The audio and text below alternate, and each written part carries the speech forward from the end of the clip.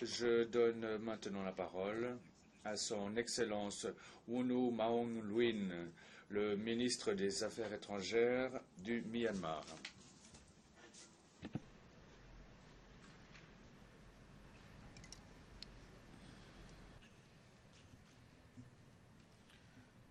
Monsieur le Président, nous sommes réunis ici à un moment où le monde fait face à des défis mondiaux pressants ainsi que des menaces de sécurité qui doivent être abordées collectivement avec un sentiment d'urgence. Notre planète est en train de se réchauffer en raison du danger imminent et clair du changement climatique.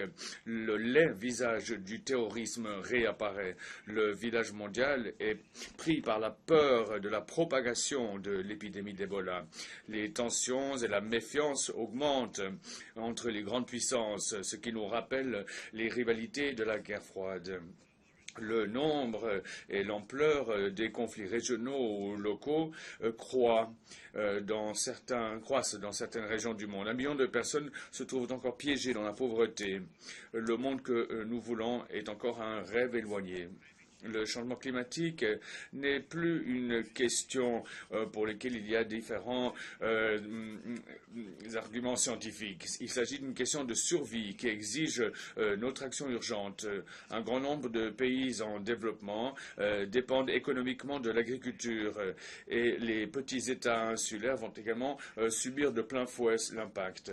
Il est de la plus grande importance de parvenir à un nouvel engagement mondial sur la protection du climat et des objectifs de réduction des émissions. Ma délégation est par conséquent reconnaissante au secrétaire général Ban Ki-moon d'avoir organisé le sommet sur le climat de 2014 avec un message fort et clair pour une action urgente et unie. Le Myanmar continuera à travailler avec la communauté internationale pour parvenir à un accord sur le climat qui soit significatif, qui soit applicable et universel à Paris en 2015. Monsieur le Président, pour appuyer votre vision d'un programme de développement transformateur pour l'après 2015, nous devons intensifier nos efforts à l'occasion de cette session pour que le monde soit mis sur la voie du développement durable dans ses dimensions économiques, sociales et environnementales. Et dans ce processus, nous devons également œuvrer ensemble pour trouver des moyens efficaces de mise en œuvre, y compris la mobilisation d'appuis financiers et technologiques pour garantir le succès de l'ordre du jour des objectifs du développement durable. L'épidémie d'Ebola en Afrique de l'Ouest, avec sa nature et sa portée sans précédent, est alarmante. Nous ne devons pas considérer que cette épidémie ne concerne qu'un peuple ou un endroit particulier. C'est un défi commun pour l'humanité. Le Myanmar se félicite de la réponse rapide et opportune du secrétaire général des Nations Unies en établissant la mission des Nations Unies pour la réponse d'urgence à Ebola. Le terrorisme ne peut être accepté pour quelque raison, quelles qu'en soient les circonstances. Les tueries et les atrocités au nom de la religion ne doivent pas être tolérées.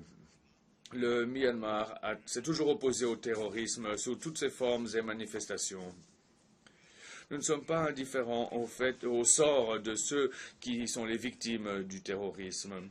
La communauté internationale doit être unie pour éliminer ces crimes horribles. Et à cet égard, ma délégation appuie totalement la déclaration émise par les ministres des Affaires étrangères de l'ASEAN il y a quelques jours ici à New York. Le Myanmar croit à la pertinence et la légitimité des Nations Unies dans les affaires mondiales. Nous allons continuer à coopérer activement avec les Nations Unies conformément aux principes de notre politique étrangère. Grâce aux changements positifs au Myanmar, la coopération entre le Myanmar et les Nations Unies est maintenant meilleure que jamais auparavant. Les Nations Unies et ses agences montrent beaucoup d'intérêt pour le Myanmar et elles reviennent pour nous aider, pour aider le peuple du Myanmar dans tous les aspects de leur vie. Le gouvernement, pour sa part, est en train de les aider à mettre en œuvre de façon effective leur mission. Le maintien de la paix et de la sécurité internationale est l'un des objectifs principaux des Nations unies. Le Myanmar, en tant que nation éprise de paix, éprouve un sentiment d'horreur face aux armes de destruction massive et est pleinement consciente du danger des armes nucléaires. Et pour cela, le Myanmar, depuis 1995, a présenté chaque année un projet de résolution sur le désarmement nucléaire. Nous allons répéter cet exercice à cette session actuelle de l'Assemblée générale. Nous encourageons tous les États membres à appuyer positivement notre projet de résolution. Si nous suivons la feuille de route dans la résolution avec une volonté politique forte, un monde exempt d'armes nucléaires sera possible bientôt. J'aimerais informer cette Assemblée que le Myanmar fait des préparatifs au plan national en vue de ratifier les grands instruments de désarmement internationaux. Des progrès considérables ont été faits dans ce processus et j'ai le plaisir d'annoncer que le PIADONGSOHULATAO, le Parlement d'Union, vient d'approuver l'accession du Myanmar à la Convention sur les armes biologiques aujourd'hui. Les vents du changement soufflent sur le Myanmar depuis 3 ans. La portée et le rythme des changements positifs au Myanmar lui a donné une reconnaissance remarquable et des encouragements de la communauté internationale. Ces changements ont contribué à redorer le blason du Myanmar au niveau international et régional. Au niveau régional, le Myanmar a occupé la présidence de BIMSTEC jusqu'à mars de cette année. Après avoir exécuté avec succès cette responsabilité, nous assumons maintenant le devoir prestigieux de la présidence de l'ASEAN. Sous notre présidence, l'ASEAN fait des efforts pour accélérer le processus d'édification de la communauté de l'ASEAN, avec comme thème avancer vers l'unité pour une communauté pacifique et prospère. Monsieur le Président, le Myanmar progresse bien sur la voie de la transition démocratique pacifique qui a commencé il y a environ 3 ans en mettant en branle les vagues de réformes politiques et économiques. La première vague de cette transformation pacifique du gouvernement militaire vers un système démocratique multipartite où toutes les forces politiques œuvrent de concert pour surmonter leurs différences grâce au dialogue, et au niveau des parlements, des House, un système politique inclusif a été établi avec la participation de toutes les parties prenantes dans un processus pour la réconciliation nationale. La première vague de réformes a permis de susciter la réconciliation nationale en garantissant une série d'amnisties, la création d'un espace politique plus grand, la liberté des médias, la liberté d'expression, la liberté d'association et d'assemblée pacifique.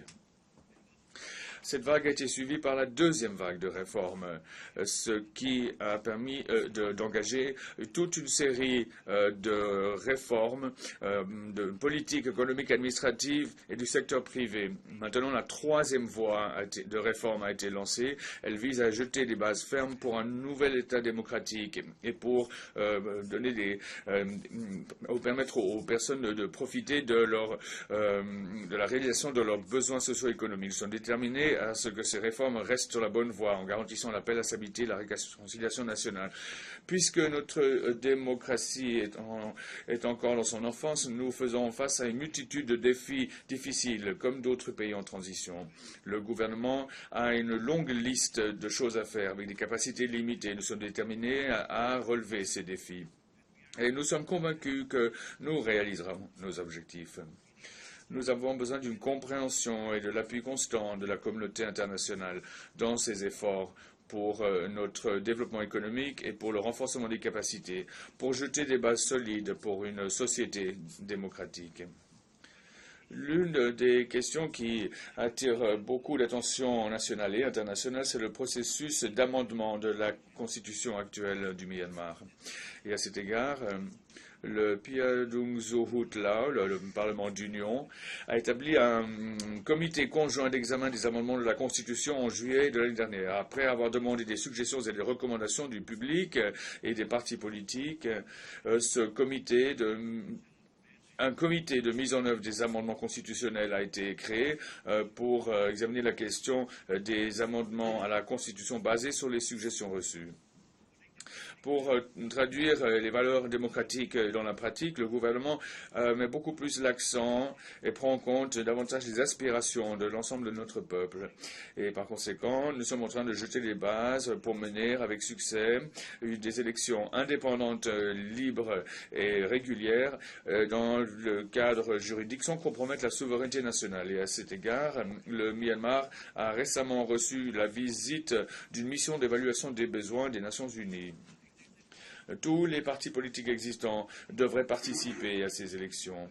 La décision finale sera faite par le peuple le jour des élections.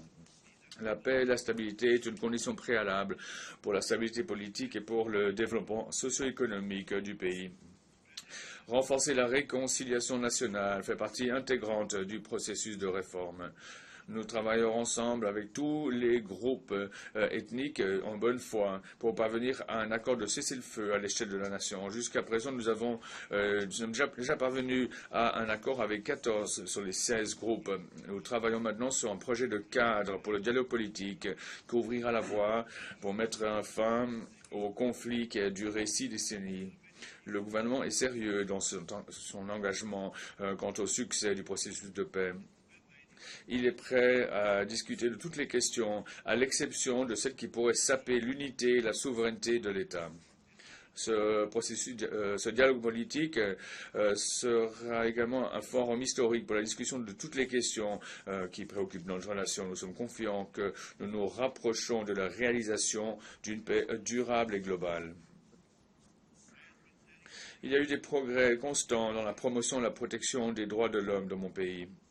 Une série d'amnisties présidentielles ont été accordées. Ceci crée un environnement propice pour que tout le monde participe au Parlement, aux partis politiques, aux organisations de la société civile et aux organisations laborales. La Commission nationale des droits de l'homme du Myanmar, qui a été établie pour la première fois en 2011, a été reconstituée très récemment pour qu'elle fonctionne en tant qu'entité indépendante. Certains mécanismes de plainte, y compris le MNHRC, ont été mis à disposition des citoyens pour qu'ils puissent déposer des plaintes en cas de violation de leurs droits. Dans cette nouvelle ère, la liberté de la presse et des médias est l'un des résultats les plus visibles des réformes. En contribuant à ce processus de réforme inclusif, les médias ont plus d'espace maintenant. L'abolition de la censure de la presse vieille de plusieurs décennies, la publication d'une multitude de journaux privés et la promulgation d'une nouvelle loi sur les médias font partie des réalisations significatives dans ce paysage médiatique.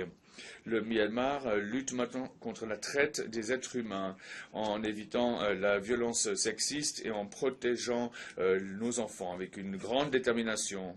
La violence sexuelle est un crime qui est fermement rejeté par nos valeurs traditionnelles et notre culture nationale. C'est strictement interdit par la loi. Le Myanmar se joint à la déclaration d'engagement pour mettre fin à la violence sexuelle dans les conflits armés lors du sommet mondial de Londres en juin de cette année. Cette signature reflète la politique d'État de tolérance zéro sur l'utilisation du viol et de la violence sexuelle en tant qu'arme de guerre. Les forces armées du Myanmar font des progrès importants pour la mise en œuvre du plan d'action sur la prévention du recrutement des enfants mineurs. En raison de notre engagement fort, il n'y a plus de recrutement de mineurs, que ce soit volontairement ou pas.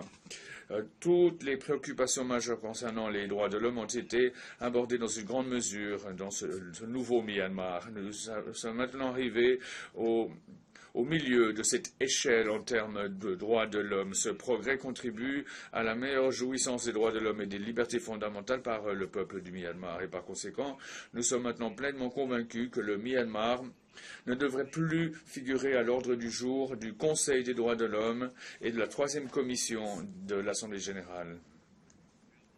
Nous sommes également en train d'accorder beaucoup d'attention et nous faisons des efforts pour examiner la question de la violence communautaire qui s'est produite entre les deux communautés dans l'État de Rakhine.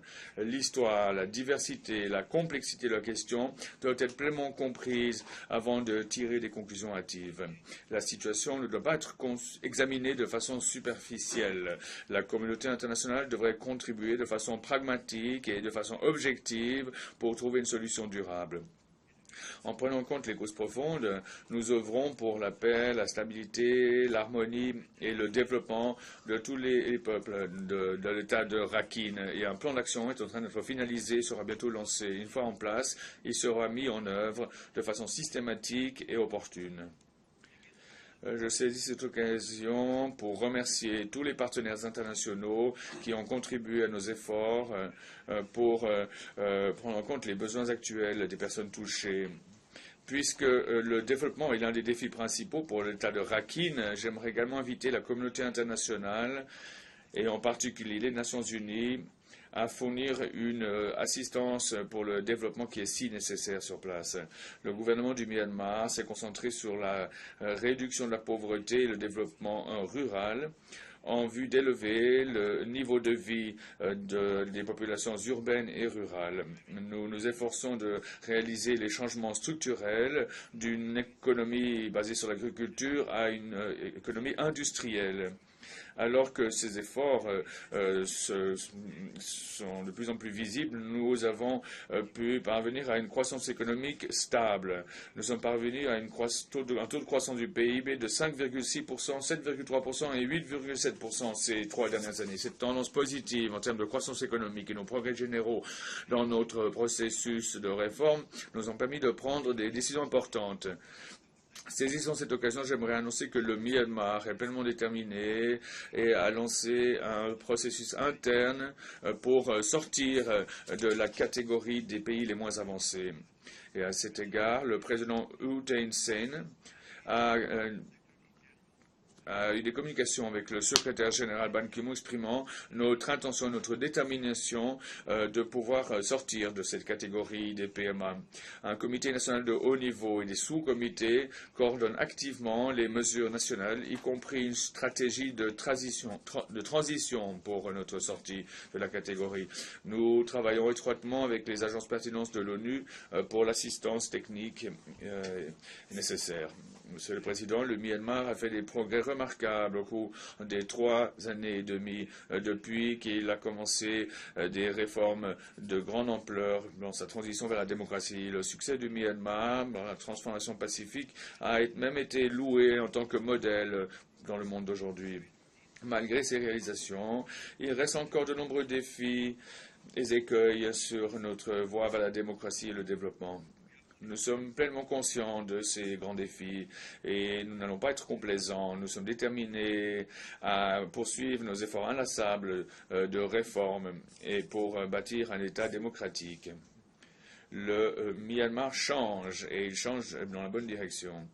Nous sommes en train de jeter des bases solides pour un État démocratique où nous pouvons vivre en harmonie, en paix et dans la prospérité. Le développement du Myanmar doit également être considéré de façon plus équilibrée et objective.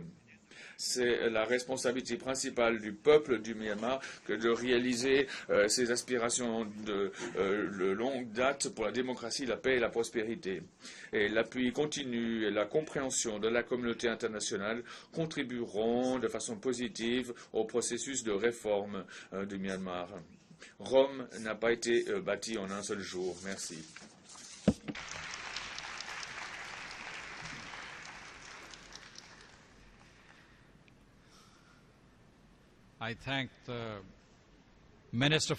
Je remercie le ministre des Affaires étrangères du Myanmar pour sa déclaration.